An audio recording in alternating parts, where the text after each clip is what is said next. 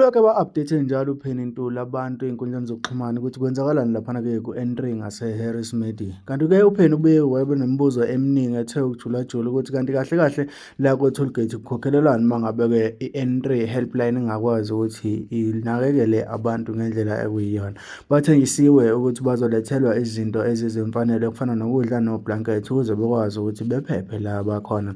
Kanti-ke uPenny ubika nokuthi sekubanjwa nanenkunzi abafana kuleyo ndawo sebebone ithuba lokuthi bebe ondlavini.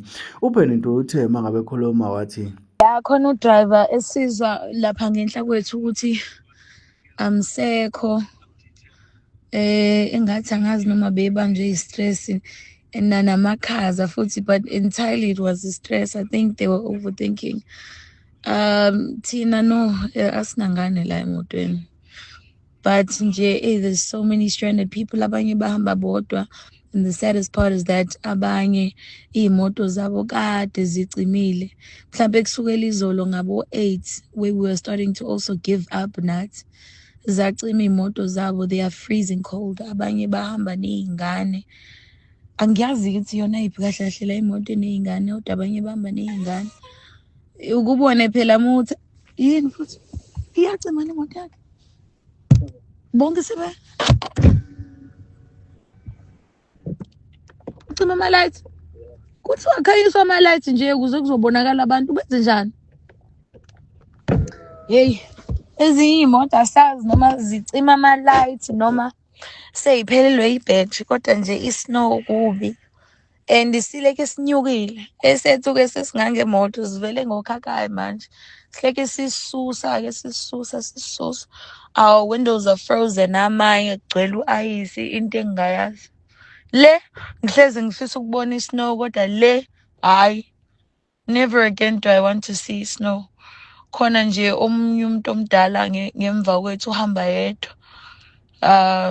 We've been making sure-na-ke nathi as i-entertainment ukuthi siyaphuma siyababingelela, sithi abehlisa amawini just to see if basakhona-ke abanye. Kodwa it's bad.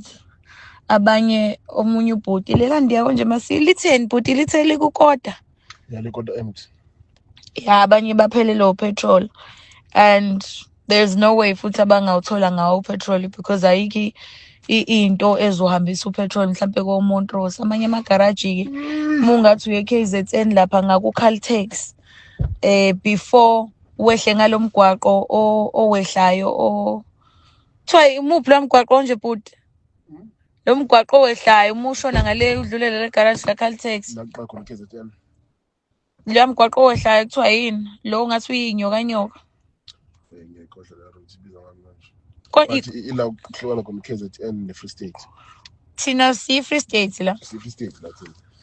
Yeah, kuthi akube into kanjalo. So i-Free State is later down. But it's bad. Sesiyahleka nje because we really have no other option. Abanye-ke bahleli bodwa emotweni, some are crying. Yo, bayakhala. I can imagine imoto icimile, uhleli wedwa, and uyabona lento yokuthi hayi vele ngiyala, awuphethe into ongibathi, awuphethe lutho because we didn't prepare for anything. Abanye bahleli nesidumbu-ke kwi-hesi.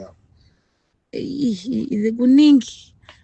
Nami nje umfowethu la emotweni uMasiyane bekumele ayofihla. Sabantu abagcina bengaphumelelanga nje. Mina ngiyazi lento.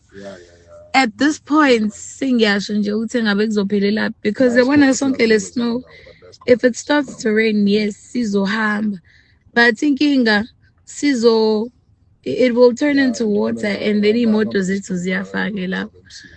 And into engicasula kakhulu ey'ndabeni kuleke kuthiwa usizo seliphumile, abantu bayaphakelwa, ayikho lonto. Phela kuzolalelwa bona because they have access to all this media, but thina abantu abasesigamekweni yini futhi ledlula la umuntu wini? Yeah, udriver we-truck lo. Uphuma kude Nkosi yami. Hayi kuningi.